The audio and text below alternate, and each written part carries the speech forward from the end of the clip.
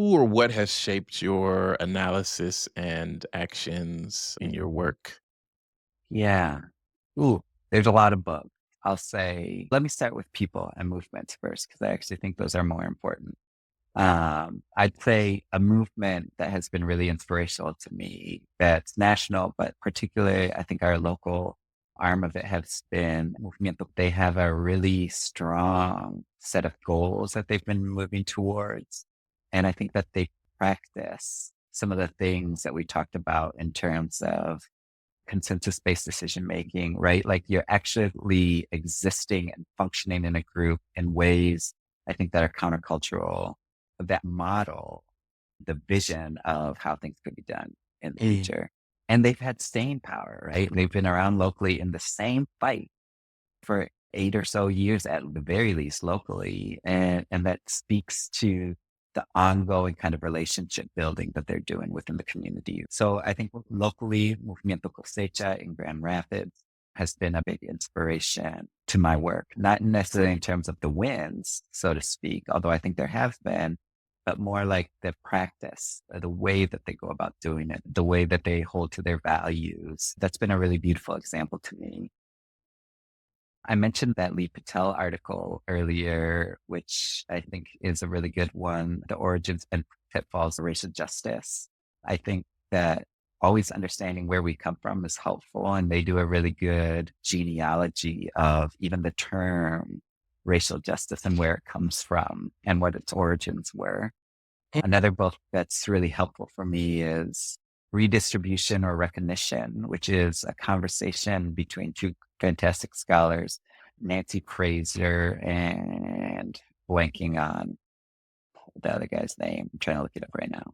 Yeah. So I think helpful books for me were Redistribution or Recognition, which is a conversation between Nancy Fraser and Alex Honneth, which is a little bit academic-y, but talks about this idea of, is it about recognition where we get our sort of public kind of acknowledgement, or is it about a redistribution of material wealth and power and stuff like that? And there's the spoiler alert, it's both, but I think that they do a beautiful job teasing some of that out. I also mentioned Adrienne Marie Brown, got a great book, Emergent Strategy, but the Facilitator Companion, Holding Change, has also been really helpful for me. It's just like, how do we build our practice in terms of holding spaces for this kind of collectivist orientation a little bit more? Yeah. And I would say those are some of my books that immediately come to mind on the subject. There are some individuals that have also really inspired me. I would say there's a lot of local folks who are trying to do the work. And that's often where a lot, just because these are folks that I have access to, that really inspire me in the work that they're trying to do or the work that they're trying to lift. So I would encourage listeners to say, don't worry about the individuals that I have in mind, but think about who are your local individuals that you might want to connect with or learn from that might be doing things a different way or practicing something in a way that inspires you and being able to tap in and sit at their feet a little bit. Of the folks that you've mentioned, what might folks and then books and experience, what might you say in terms of appreciation, gratitude, just speaking to their impact on your and helping to shape your analysis in that? Yeah, it's specifically my relational connection to Movimiento Cosecha is with somebody named Gema Lowe. I think Gema specifically models for me that kind of leadership that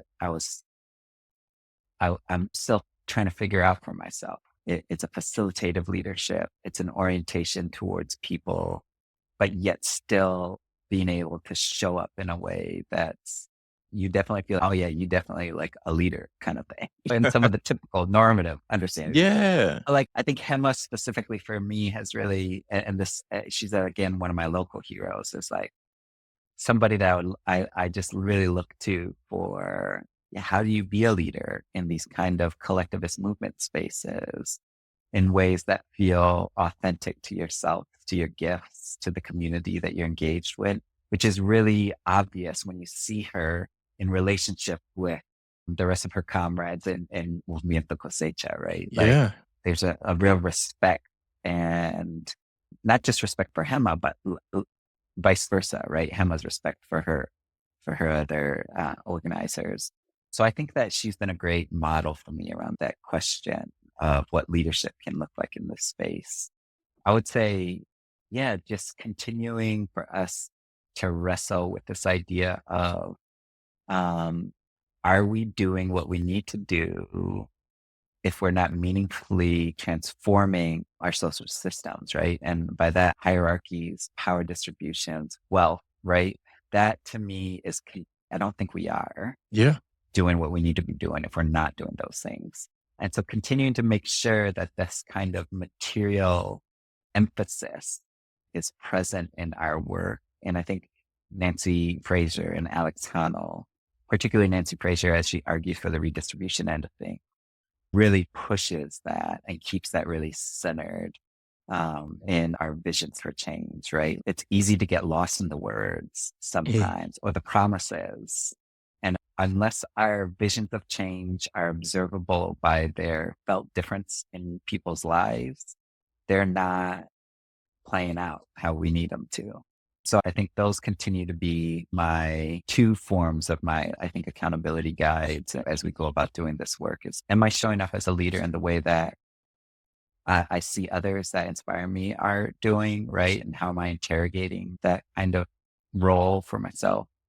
But also, how do we ensure that our projects stay committed to felt difference for the communities that I seek to be in relationship and in solidarity with?